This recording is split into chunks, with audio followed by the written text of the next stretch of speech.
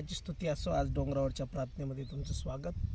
आत्ता जे वचन वाचत होतो त्या वचनाप्रमाणे जर आम्ही बघितलं तर मार्क वर्तमान याचा 9 अध्याय आणि 22 पासून वचन सांगतं, 22-23. याचा नाश करावा म्हणून त्याने याला पुष्कळदा विस्तवा तो पाण्यात टाकले, पण आपल्या हातून काही होणे शक्य असेल तर आम्हावर दया करा, आम्हाला सहाय्य करा. येशू त्याला म्हणाला, शक्य असेल तर असे कसे म्हणतोस?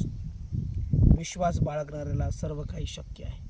या ठिकाणी एक पिता आहे आणि त्याचा पुत्र आहे, ज्या पुत्राला मुका आत्मा लागलेला आहे आणि पुष्कळ त्रास त्या मुलाला आहे. आणि पुष्कळ त्रास असताना येशूच्या शिष्यांकडे तो वडील जो आहे त्याच्या मुलाला घेऊन येतो, पण त्यांना काढणं शक्य झालं नाही. आणि ज्यावेळेस येशू त्या ठिकाणी आला त्यावेळेस येशू बोलत आहे आणि येशू त्या ठिकाणी म्हणत आहे, येशू सांगत आहे त्या ठिकाणी की अहो विश्वासहीन पिढी, मी तुमच्याबरोबर कुठेपर्यंत राहू. आणि ज्यावेळेस हा व्यक्ती आहे, हा व्यक्ती येशूला म्हणतो, तुम्हाला शक्य असेल तर माझ्या मुलाला बरं करा. येशू या ठिकाणी त्याला ज्यावेळेस बोलतो त्यावेळेस म्हणतो, असे शक्य असेल तर असे कसे म्हणतो? देवाला सर्व काही शक्य आहे. बऱ्याचशा वेळेस आमचा अविश्वास आमच्या चमत्कारामध्ये, आमच्या प्रार्थनेच्या उत्तरामध्ये आडवा येतो. अविश्वास आम्ही बाळगतो.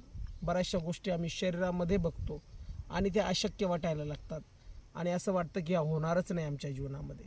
परंतु आम्ही पवित्र शास्त्र जर बघितलं तर या ठिकाणी स्पष्ट वचन सांगतं की देवाला सर्व काही शक्य आहे. मग आज जर तुम्ही देवाच्या वचनावर विश्वास ठेवत आहात तर एक शब्द बोलायला सुरुवात करा प्रत्येक गोष्टीमध्ये की मला अशक्य असलं तरी देवाला सर्व काही शक्य आहे. माझा देव करील आणि माझा देव निश्चित करील, कारण की देव शक्य करणारा परमेश्वर आहे. कारण की जर आम्ही बघितलं फिलिप्पियरास पत्र 4 अध्याय आणि 13 वचन सांगतं, मला जो सामर्थ्य देतो त्याच्या ठाई मी सर्व काही कराव्या शक्तिमान आहे.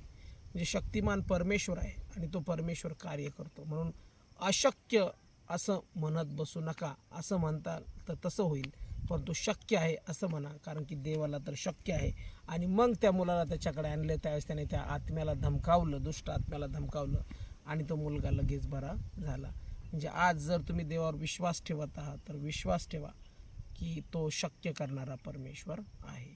प्रभू, मी प्रार्थना करतो ज्यांना गोष्टी अशक्य वाटतात, असं वाटतं हे होऊ शकत नाही, आज त्यांच्यासाठी प्रार्थना करतो येशूच्या नावामध्ये. आजपासून त्यांची जीभ म्हणो, हे मला अशक्य आहे पण माझ्या देवाला शक्य आहे.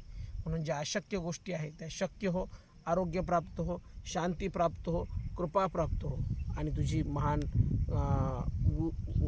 सामर्थ्य त्यांच्या जीवनात प्रभू येशूच्या नावात मागतो. आमेन.